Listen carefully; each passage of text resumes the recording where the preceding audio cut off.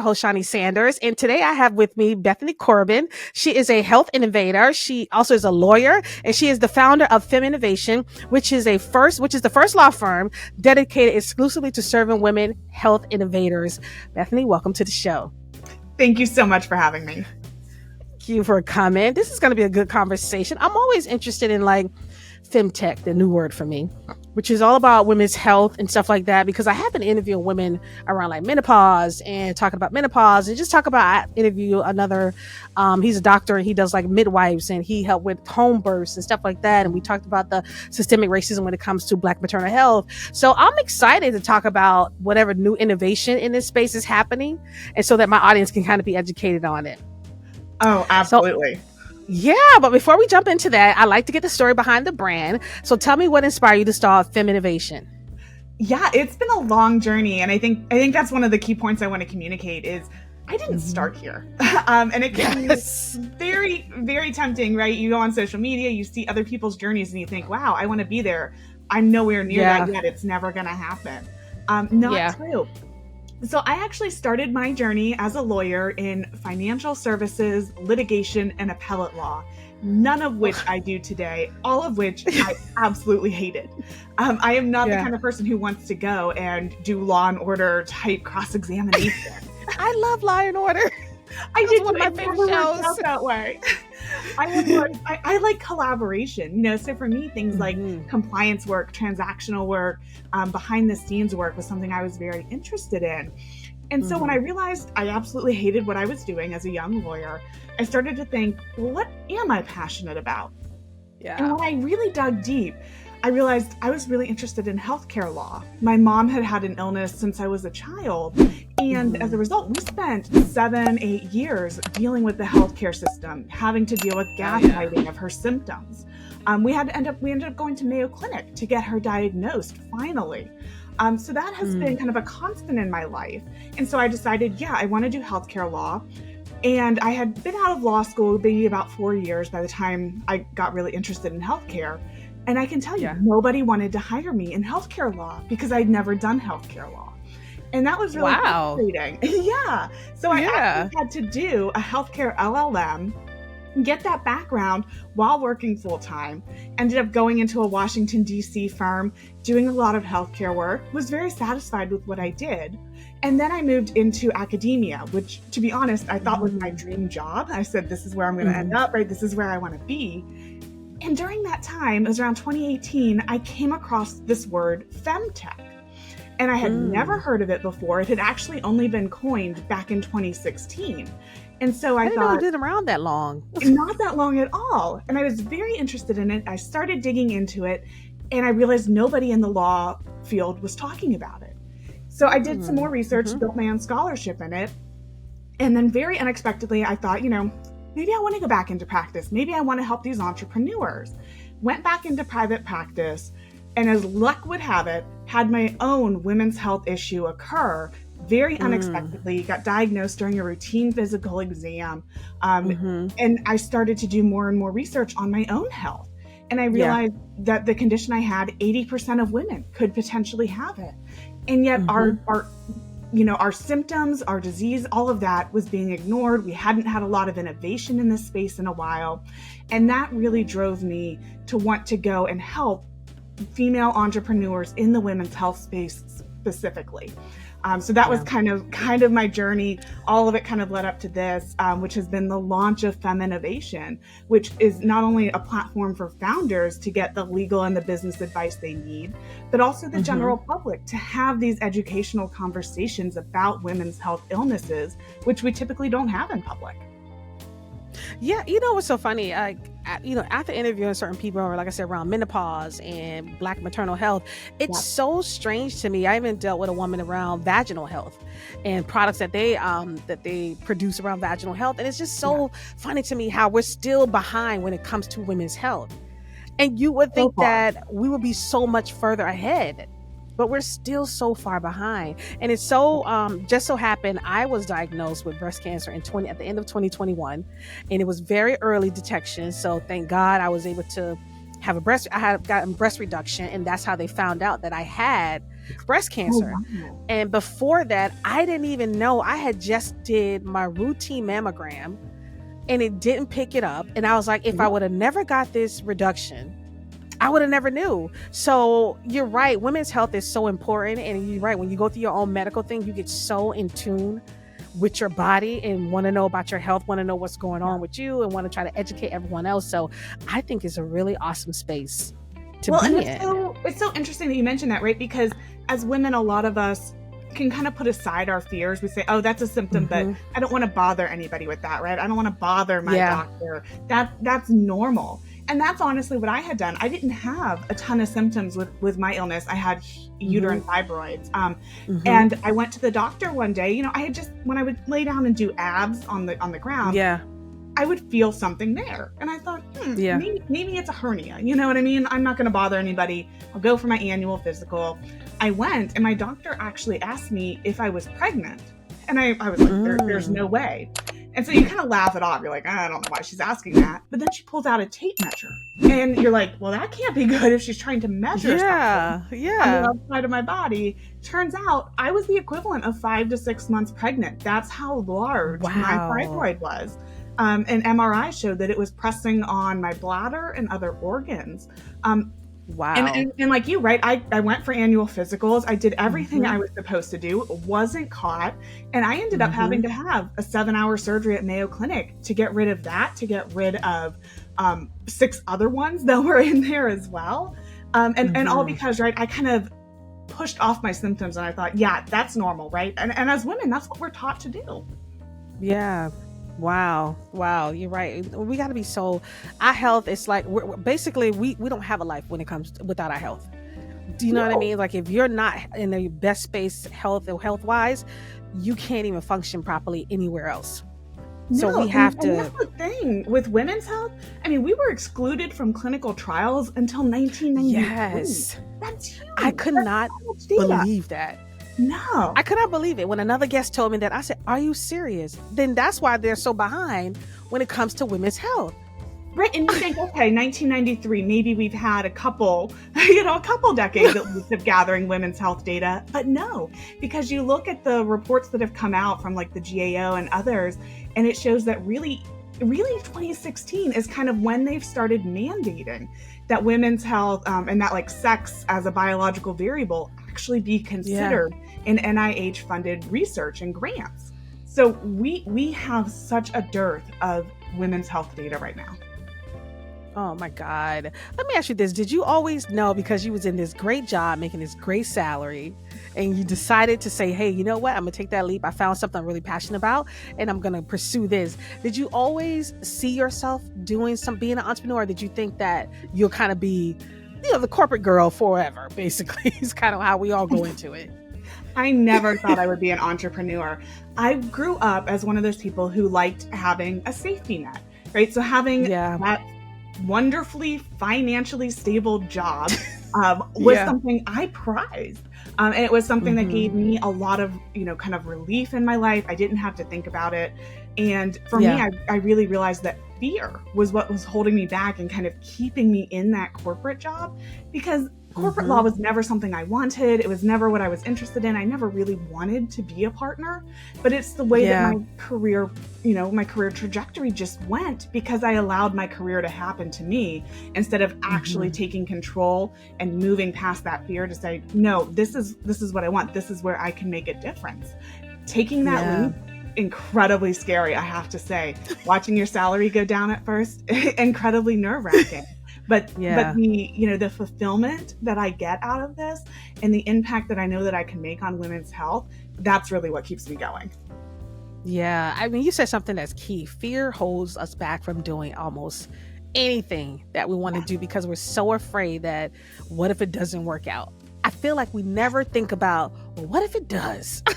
Right. We never see that. Why is that? It's so crazy, right? We always think in the negative. And I feel like that's kind of how our brains are wired. They're wired for safety and to make sure that we are going to have, a stable, secure life. The prehistoric links to fear and all of that kind of keep us safe. And that I think is what also keeps a lot of us from reaching our full potential, because it's comfortable. Safe is comfortable. We don't have to deal with the uncomfortable feelings of fear. We're able to have a good, meaningful life. But there's so much more. And I think sometimes it can be, feel a little bit like you're almost daring to dream and daring to push the boundaries to want more. Yes. And that can stop a lot of us from doing it. And I think part of it too is, especially for women, sometimes we just feel like we're not entitled to that, right? Yeah, it'd be great if this works out, but we're never going to get there. And so many times I talk to women and other entrepreneurs who had this same mentality, and then something happened to them and they just couldn't ignore that fear anymore, and they had to go and do this, and they've been wildly successful. Yeah, you know what it is, and it's that thing. So lately I've been very much so in like affirmations, laws of attraction, meditation and stuff like that. And I know that I have to start speaking more positively about me, my path, and what I want to do. And I think as women, we tend to judge ourselves and beat ourselves up so bad. You know what I mean? And we don't go after the things we want simply because we are afraid that we won't make it. Someone said something to me on a podcast, on one of the episodes, and she said that, I think she's in one of these top real estate firms in Colorado. And she said, men are now making space for us. You know what I mean? And we as women now have to step up into it and not be afraid to do it, because now they're making space for us to be in leadership and things like that. And and it just dawned, and it just really resonated with me, because I felt like as entrepreneurs, we're so afraid to just step up in it. You know what I mean? Because there is a space for us, but we're so afraid that we might not make it, that we won't step into it. We'll rather kind of pull back and just like depend on that safety net, like you said. Well, exactly. And we're content to let others' lights shine brighter than ours, because we don't think that we can reach our full potential, when in fact, each one of us could be doing the life that we have always dreamed of. We have to be prepared that it's not going to work out, right? Because sometimes it's just not. But guess what? For me, the fear of it not working out, that's fine. I can handle that. I can't live with the fear that I never tried and I really could have achieved that, and I didn't, and I settled. That to me is much more scary and fearful than trying, and actually failing. Yeah, I think you said something that's also pivotal, is that I think we have to get better with the fear of something not working out. You know what I mean? Like, we have to figure out a way to manage that better and still push past that, to work through it, to still pursue your dreams. We still have to, we have that fear, like, oh, what if it doesn't work? I don't have enough money saved, this, whatever it may be, but we still should do it anyway, in spite of. Right. And you have the fear, oh my gosh, I'm going to be judged for this, all of that didn't work out. It was funny. I was talking to, there's a very influential woman in FemTech, and she and I had some conversations, about a year ago, and she was telling me, like, this was her third or fourth venture. You know what I mean? She had tried things that had failed, and now she's one of the top names in FemTech.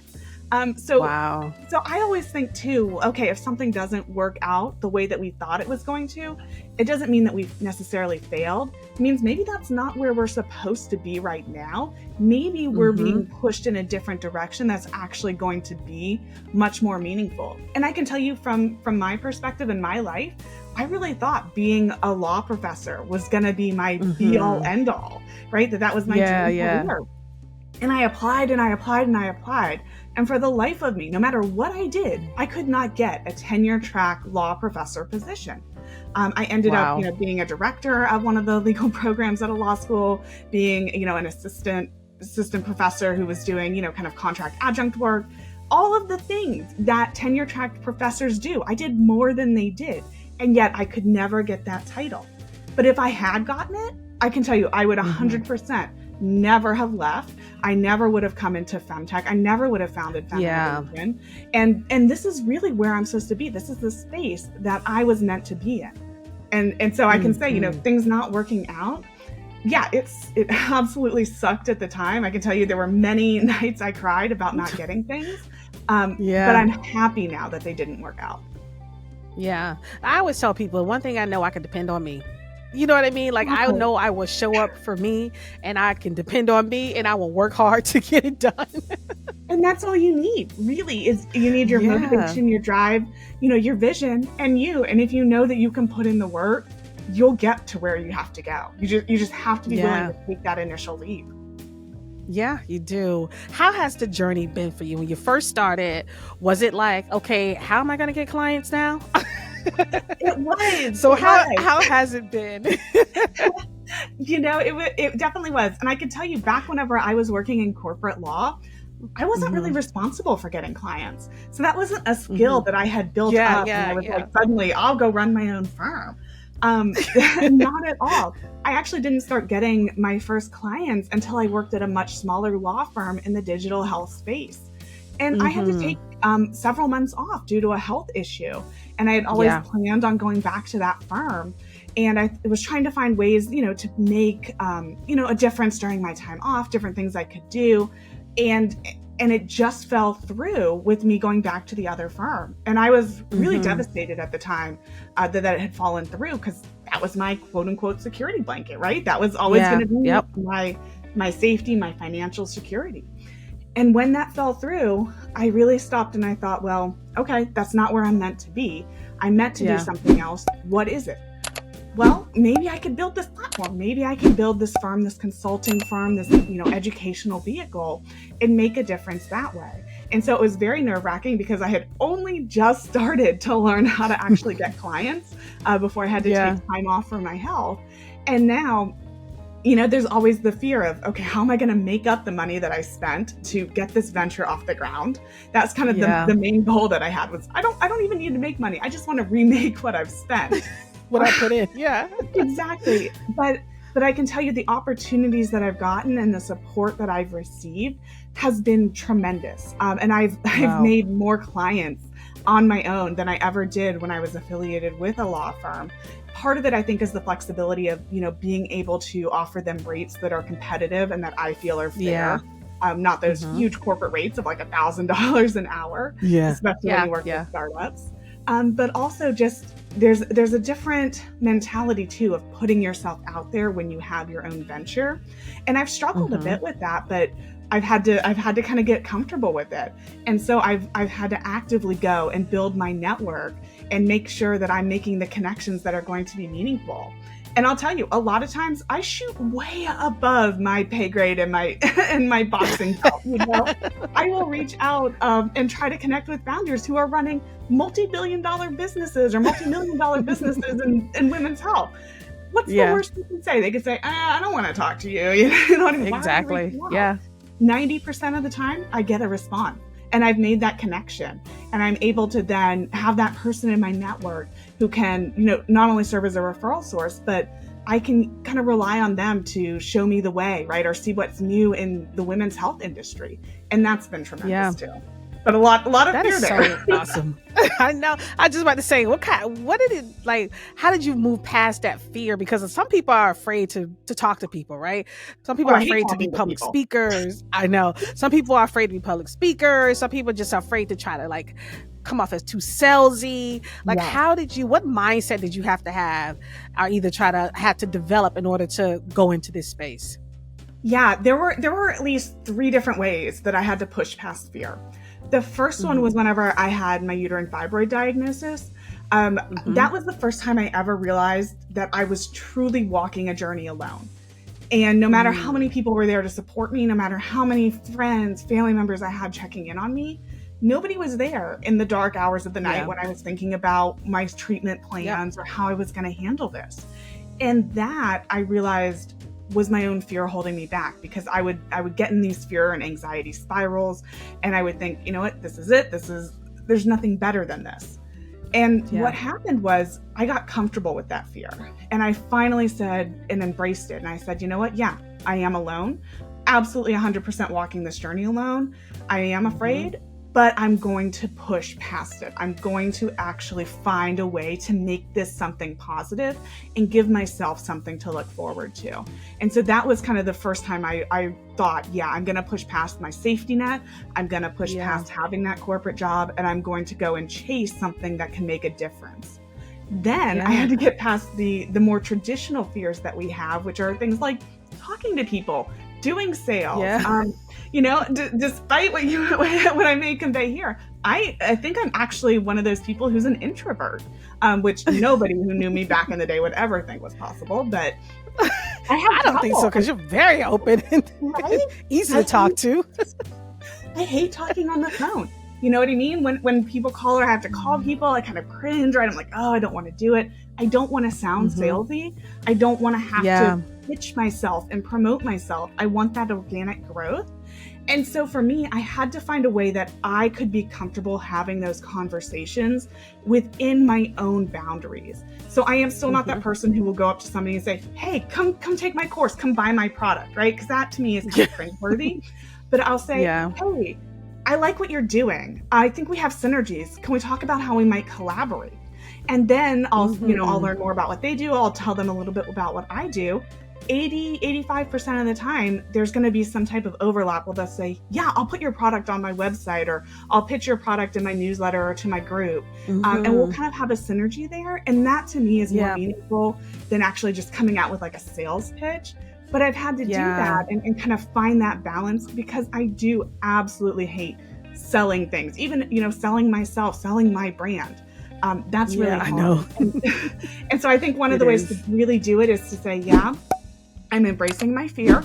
I'm going to push past it to a certain extent, but I'm still going to do it in a way that's true to me. Yeah, I like that. I like that. You do have to push past it. I mean, what else can you do? Like you said, talking to people and even doing this podcast, but I've been in radio for a while, but still, it's like, you still have to push past of like, okay, I got to interview someone. I got to talk about this. I got to talk about that. So you still have to do it no matter what. Right. I mean, yesterday even I was like, oh, there's this networking platform for a conference I'm going to. There's at least 50 people there I want to speak to. None of them I know. And so I had to, you know what I mean? Like, I had to come up with a way to say, okay, how am I going to reach out to them on this platform? What am I going to say? This is really awkward and I hate it, but I'm going to force myself to do 10 a day or 5 a day. And I can tell you the response has been great. I think we build fear up so much in our head as well for how people will perceive us. And for me, I always try to think, I'm like, what is the worst outcome they can do? They can say, no, I have no interest in meeting you. I have no interest in talking to you. I think you're a wacko. Okay, that's cool. We don't have to ever see each other again. You know what I mean? But maybe you're the one person who said no. And I got to meet 9 other really cool people who I think can elevate my platform. Yeah. I like that. That's a good attitude. Did you ever have to deal with imposter syndrome? Did it ever sneak up on you? All the time. Right here, right now. I can tell you, I'm still dealing with it. There are so many times where I feel like I don't know what I'm doing. Even though I've got a decade of experience, I clearly do know what I'm doing in certain areas. But I always feel like I am pretending to be somebody else and I think it goes back again to, we don't feel like we deserve this. And so we feel like we're an imposter because we think, okay, this was meant for somebody else. This wasn't meant for me. And so for me, kind of having to grapple with that has been hard. And it's hard too, especially when you see other people within, the same industry as you doing things that might be, a year or two away from where you are, right? You're seeing them be really successful and you think, oh gosh, right? They are the ones who deserve this. I don't deserve this. I had that exact experience today where I saw somebody, from my network, great person who was like on a top 30 list. And I'm like, gosh, why am I even trying? You know what I mean? Like, why am I trying? Clearly here's somebody who's figured it out. Clearly I'm just trying to be like her. And I had to, take time and give my own self a pep talk and say, here's the ways that we're different. Here's the ways that I'm contributing. That person has been in the industry 5 years longer than you. Here's everything that you've accomplished. Here's how you've become a thought leader in just 1 or 2 years. And that has been very powerful. Thinking back on when you wanted what you had today, that is something that I find keeps me motivated and keeps me feeling like I'm not an imposter, because I have made significant progress. And I think just reminding yourself that you do deserve this, right? You're not an imposter. You have a very unique set of skills that nobody else in your industry has. Nobody else is you. And so leaning into that and embracing that was one of the ways I get through imposter syndrome, but it comes on all the time. I know it comes on for everyone. And I'm like, you know what? You got to hype yourself up sometimes. I remember I was doing a talk with someone. What was it? It was on, God, what's that audio platform? I can't believe I can't think of it right now. It's a huge audio platform that everybody uses, and I can't even think of it right now. Clubhouse. Oh, And nice. I was on a stage at Clubhouse, and all these people were talking, and it was so knowledgeable. And the imposter syndrome hit me so hard when I was there. I was on there like, okay, I think I need to get off here because I'm about to sound really stupid with all these people who seem to be so much more knowledgeable. Then I had to hype myself and like, you know what? No, you've been doing it for a long time. You have a history, you have a background, you have years experience. You know what you're talking about as well. You know what I mean? You deserve to be on here. So you're right. It hit all of us at any time. And we have to remember and pat ourselves on the back and remember the things that we've accomplished. Exactly. Because I can tell you 2-3 years ago today, I was not, I would like, somebody would say my name and you'd be like, I have no clue who that is. Like that person is not even in this industry, right? Now I have, you Google me and, articles come up that I've written, right? Or I've been on podcasts or quoted in things. And that's just been over a 2 to 3 year time frame. Think, if I keep going, where am I going to be in another 2 to 3 years? Maybe I will finally hit that top 30 list, right? Or be invited to that conference that I got rejected from last year that somebody else is, taking my place in right now. I think it's hard to kind of balance your ambition with how long it actually takes to achieve the results. And I think that's where a lot of people decide to bow out, honestly. They don't get there fast enough, and so they think they're not worth it or that they're never going to get there. And it just takes time, and it just takes consistently showing up. My motto is kind of, even if I'm having a horrible day, even if I feel like an absolute imposter, what is one thing, just one thing that I can do to enhance my brand or my company today? One thing. Is it making one connection? Is it reaching out to one person on LinkedIn? Maybe that's all that I have the energy for today because it's a bad day. I still do that. And all of those little micro actions add up so quickly. And then, 6 months, a year from now, you look back and think about what you wanted a year ago and how you achieved it right then and there. Yeah, you're right. Those little micro moments do add up. They really do. And being able to push it, no matter if you have good days, bad days, still being able to get up and do something, because you're right, consistency is the key to everything that we do. If you want to grow a brand, you want to build a business, you have to be consistent. So let me ask you, when a company comes to you, a tech company comes to you, what stage are they at in there? I know they're in a startup stage, but when is it time to bring on that legal advice in a company? Is it at the beginning, the middle? When do you think is the best time? Fantastic question. So I always recommend at least having a conversation with a lawyer, even if you haven't formed a company yet. Because what they can do is they can kind of give you a little bit of guidance and make sure you're at least going to form the right company, or that you've thought about things like your trademark or what your company name is going to be. It seems like it's so simple, right? Like, I'm going to name it XYZ and that's going to be completely fine. But maybe you're accidentally infringing on somebody else's trademark, or, somebody else already has a business name that's similar to yours in the jurisdiction you're looking to incorporate in. So while you don't need a ton of legal advice at the early stage, I recommend just having, a 20-30 minute conversation with a lawyer, because they can kind of point out all of those different things and you can start to think, okay, I need to look at this. I need to look at this. The other thing too, it depends on what type of company you want to be. So if you're a company that thinks, I want to have investors, right? I want to have investors. I want to make a lot of money. You're going to need a different corporate structure than if you're somebody who's like, you know what? I just want to provide some legal services through an LLC in one state. Completely different venture. And so I see a lot of times, especially tech companies, choosing a corporate structure in a jurisdiction that's not going to be conducive for investment, and then having to kind of redo it, which costs more money, obviously, to have to redo it. That's kind of thing one, right? Start thinking about it before you start. Then thing two is, a lot of time I see early stage companies where they've started their company, right? Maybe they've got a minimum viable business product that they're ready to go with. That's absolutely a time you're going to want to bring in a lawyer, because you're going to be thinking about things like marketing. And there are some fun legal things you need to think about for marketing. Your privacy policy, right? Or your website terms of use. Those have some requirements. And I'm a privacy attorney, so I can't tell you the number of times I see tech companies copy and paste from competitors in a way that makes absolutely no sense for their own privacy policies and terms of use. So that's kind of when I would start involving a lawyer more frequently. It may not be something, right, where you have tons of projects for the lawyer at that early stage, but at least you've got somebody that you can turn to and maybe do a strategy session once a month or get their advice on those key documents. And then once you're kind of in that mid-growth stage, you're going to have a pretty consistent relationship with an attorney going on. And I recommend that they have access to kind of like your C-suite, right? Or your CEO to make sure that they're, almost, even if you don't have an in-house attorney, that you've got some type of a fractional general counsel, at least on the outside, that can issue spot for you. Yeah. It's so funny. Every time I think about corporations, I remember we used to get so confused with the C-Corp, S-Corp, and you always wonder like, well, what is the difference anyway? You never really know because you're thinking like, I don't know what the S and the C means exactly. Yeah. And it can be different, right? All the different corporate structures that you have different tax implications and different protections.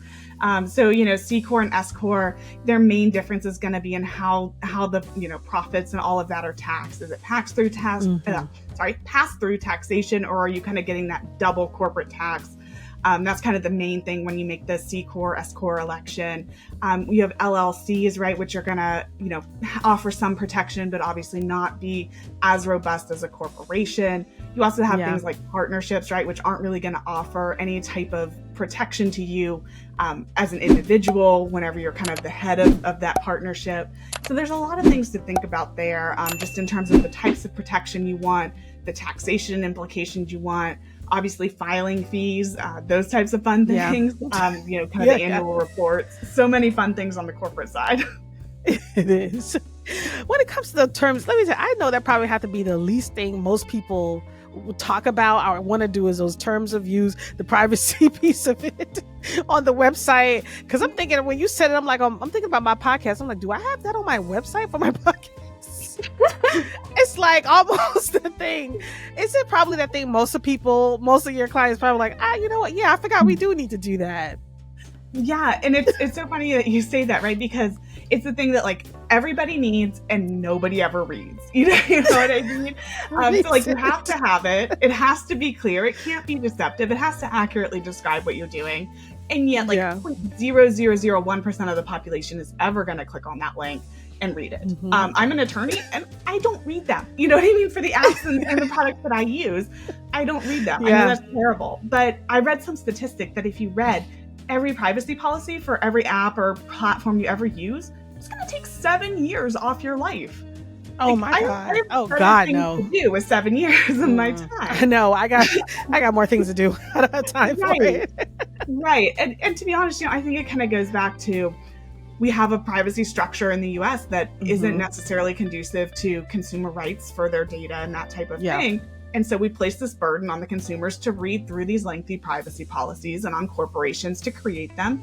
And I don't know that it necessarily has a meaningful impact if we think about it from a practical perspective.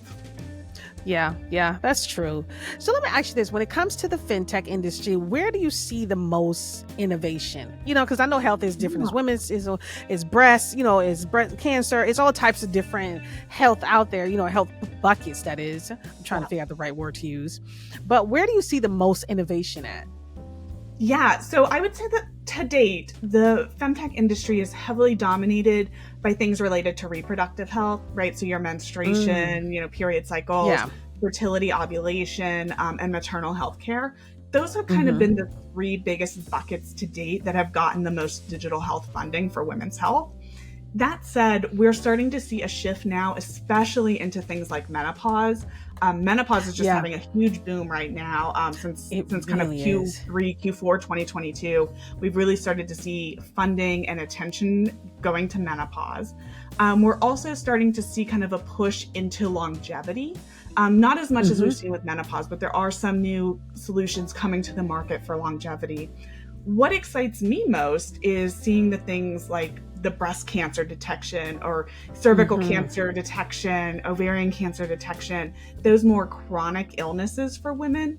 Those are coming, but they're taking longer.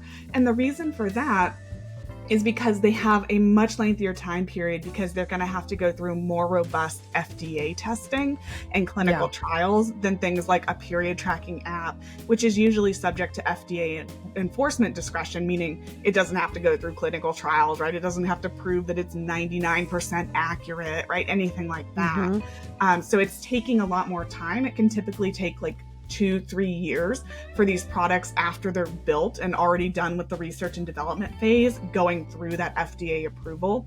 So we do have some really cool products that are in that pipeline right now.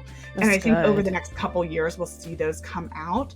But with FemTech in general, there's kind of been a conflation still with women's health being limited to reproductive health. And that's why we've partly seen those solutions be so heavily tailored towards reproductive health.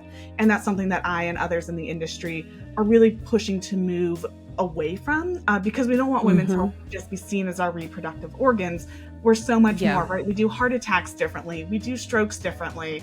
Very common illnesses and diseases, we manifest differently.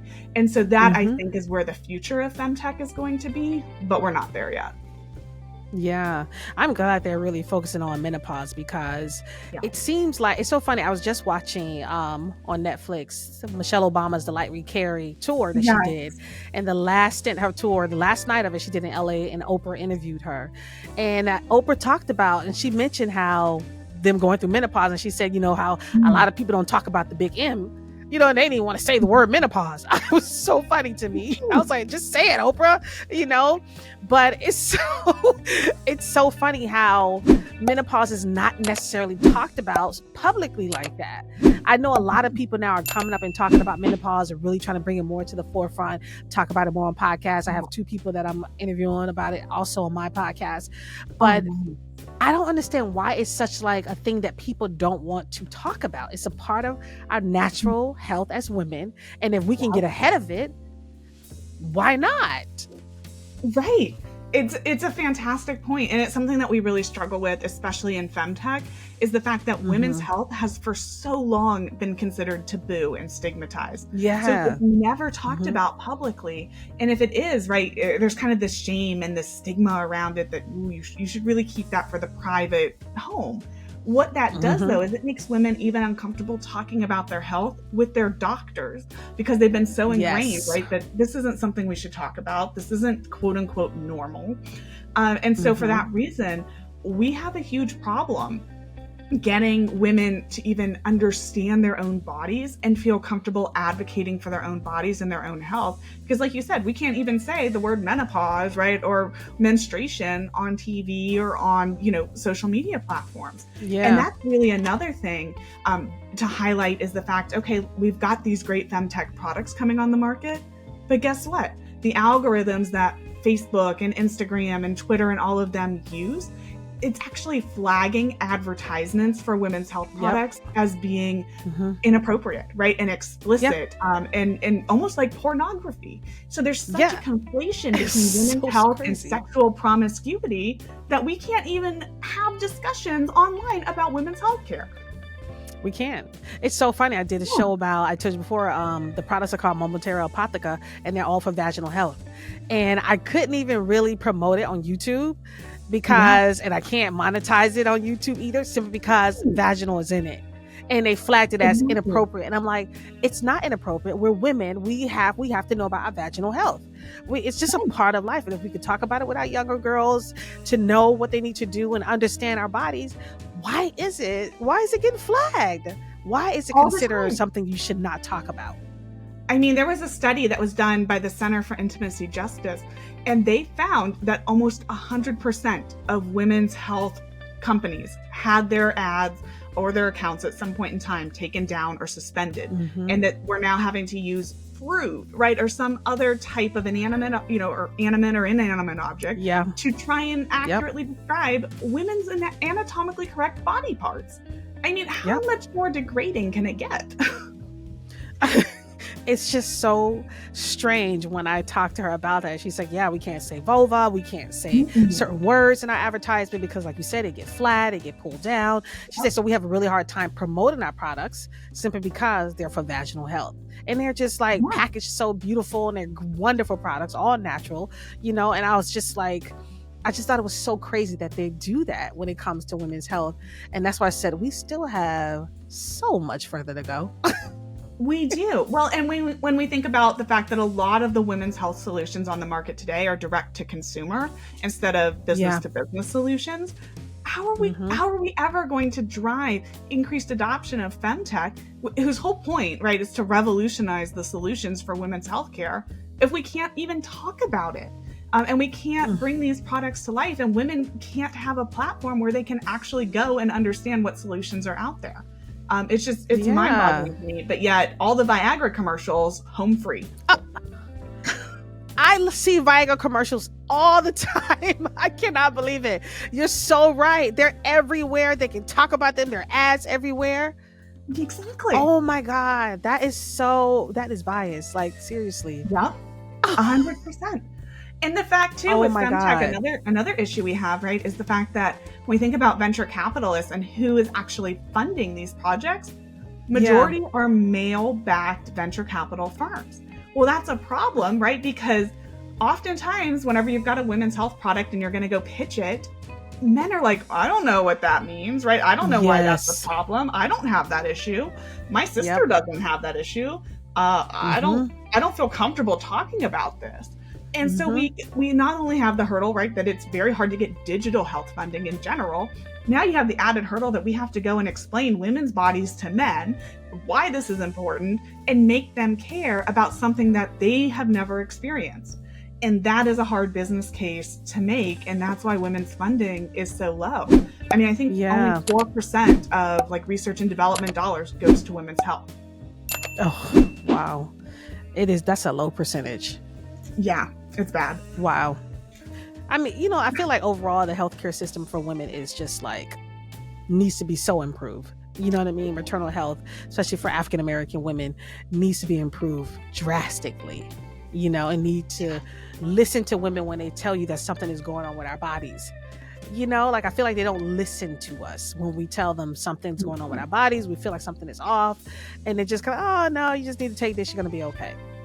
Yeah. No. And I mean, for my mom has a very rare illness in which her potassium shifts out of the blood cells and she will collapse and she cannot move. And doctors for years said, that's in your head. We don't know what it is, so clearly it must be in your head. So the medical gaslighting that women experience and the fact that their pain is so often dismissed is incredible. That's the hard part. I had that happen myself after my surgery. So I had, a 7-hour myomectomy, which is one of the top 10 most painful procedures. And I got 3 days of opioids. 3 days. That was it. I had a male provider. He had a male, intern, etc.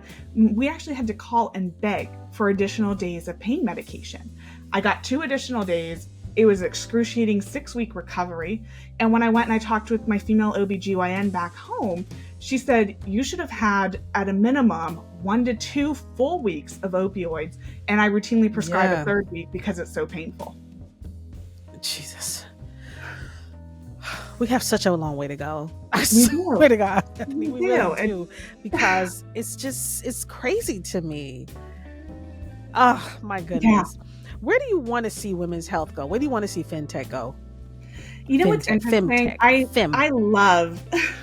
I love the FemTech industry. And if everything goes well, I would like to see it not exist. And I know that sounds crazy, but I would like to see women's health not be considered a niche area and instead finally be adopted as part of human health. And for us to all have access to those solutions, because we don't have something like men tech, right? We don't have to separate out men's health. That's just that's true. Human health. So I would love for us to be in a world where we don't ever even need the term FemTech. And FemTech has been great because it's given us a dialogue, right? And a common terminology to use to talk about this. But it just also shows how far removed women are still from human healthcare and personalized solutions for their own health. So that's where I would love to see us go. Yeah, that's powerful. You're right about that. To see it not even exist as not just taboo. It's something that's normal, standardized, and just the way things should be when it comes to taking women's health seriously. Wow. Exactly. It's so much. What other innovation is in this space? Because I know it's a lot more going on in this space. What other innovation they got coming? Yeah, we have some incredible things that are in the pipeline. For instance, I had just learned about a smart tampon that could actually go in and try to detect cervical cancer. We're starting Wow. to see one company that's really unique in this space that I've been following for a while. It's called AOA. And they are trying to do a blood test for early stage ovarian cancer detection, right? Because ovarian cancer right now, there's no test. There's no real screening for it. And so that has been really cool. On the other side, I've also seen a platform, it's called My UTI, because a lot of women deal with chronic UTIs. And so rather than just deal with, oh gosh, I took an at-home UTI that I got off the shelf of Walgreens, right, or CVS, they actually have a product where you can order it, right? You can kind of have it stored up and you take the test and it will do like personalized recommendations for prescriptions for your exact type of UTI and kind of try to pinpoint, how you got that UTI, where it's coming from, what bacteria it is, and give you actual actionable clinical results that you could go and take to your provider and say, hey, like this is saying I should be on this prescription because, right, it's saying I have this type of bacteria rather than, my stick shows that I have a UTI. So I'm starting to see really cool innovations like that. Another one of my favorites is actually in the menopause space. It's a menopause and longevity platform called FemTech. And they are actually building... God, I'm getting ready to interview their CEO. She's going to be on my show. Yeah. And which one? Yeah, it's Kristen. Oh, yeah. She's going to be on the show. That. Yeah. That'll be a phenomenal episode. I'll let her talk about her platform, but it is so cool because you actually get personalized recommendations for menopause and for your longevity health. And it's not just like an app, right, or something like that. It's like you actually interact with a healthcare provider. You actually have those telehealth appointments.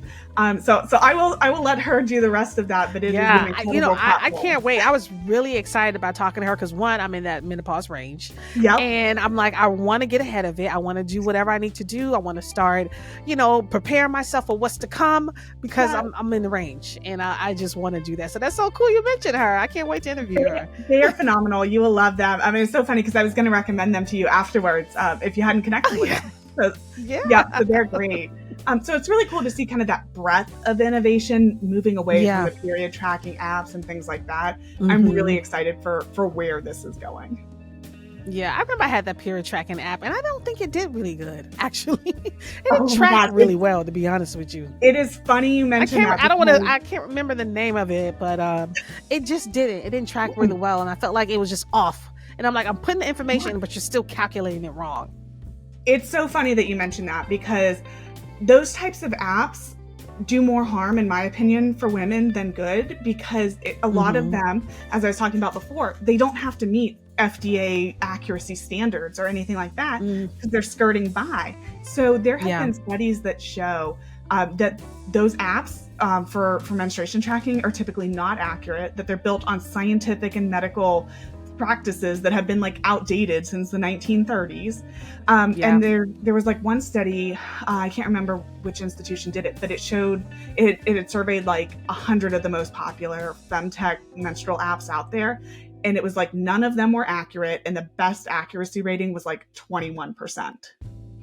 And there was another study that looked at like 95 of the free smartphone menstrual tracking apps and found that none of them could accurately predict your fertility cycle or your ovulation cycle at all. None of them. Waste of time completely. Right. But as women, we're still being targeted by these solutions, right, that are supposed to empower us and supposed to give us autonomy and control over our health. And yet they're not even accurate. So in my mind, those types of solutions do way more damage than what if we never even had them. That's true. That's why I'm like, I just stopped using it because I'm like, this isn't working. I'm not even doing this anymore. Oh my God, this has been a really good conversation. So what tips or advice or strategies you can give any fellow female entrepreneur who is trying to break into that business? I think you said a lot of great things in the beginning when it comes to get past fear, because I think that's like the major blocker for most female entrepreneurs who are wanting to take that leap. But what else advice or tips you can give them? Yeah, absolutely. I would say spend time in the planning phase. One thing that I've always had to struggle against is I want to dive in, right? I've got this really cool idea and I want to make it happen. And so for me, actually taking time to slow down and think, how does this play out? What does it look like? actually building a business plan, even though it's going to take me, a few extra weeks to think about that. All that work I do on the front end is going to pay off dividends in the back end. So I think also making sure that you're slowing down, that you're making sure there's a market fit for whatever solution you're trying to bring. If you're kind of in the tech space or the digital health space, I would also recommend making sure that you're having conversations and listening to what your consumer base actually wants, because I find a lot of times there's a disconnect between what you think they want and what you think their problems are and what their actual problems are. So I recommend just having conversations. I hear a lot of founders say, I don't want to talk about my idea right now because what if somebody steals it?